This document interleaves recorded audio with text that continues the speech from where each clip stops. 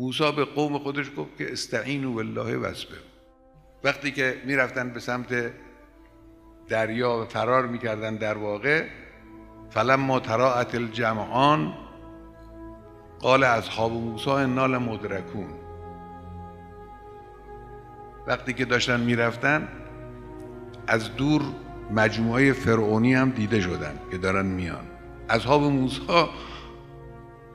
گفت انا لمدرکون، ما هیچی گیر افتادیم. قال کلا، حضرت موسی فرمود ابدا کلا.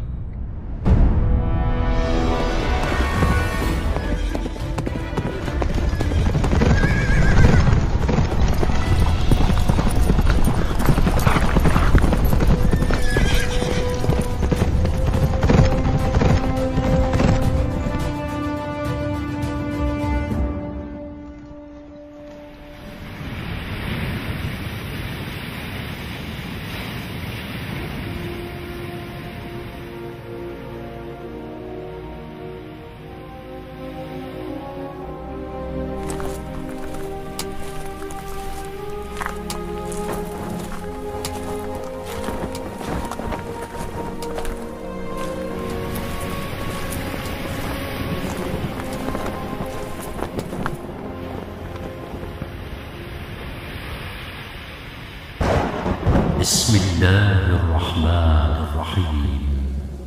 فأوحينا إلى موسى أن اضرب بعصاك البحر فانفلق فكان كل فرق كالطود. به موسی وحی کردیم که عصایت را به این دریا بزن.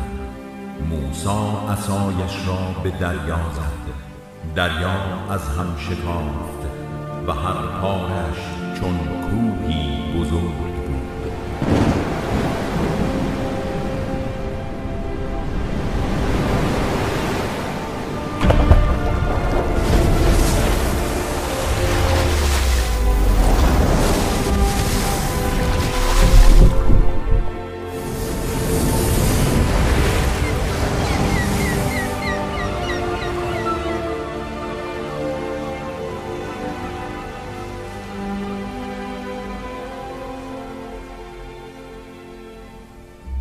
قال کلا ان معی ربی، خدا با منه.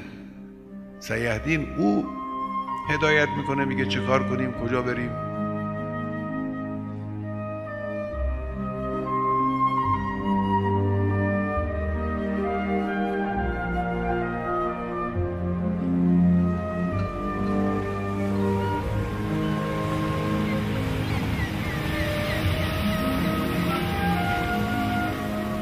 من به شما عرض میکنم ان معی ربی، بدانید خدا با ماست.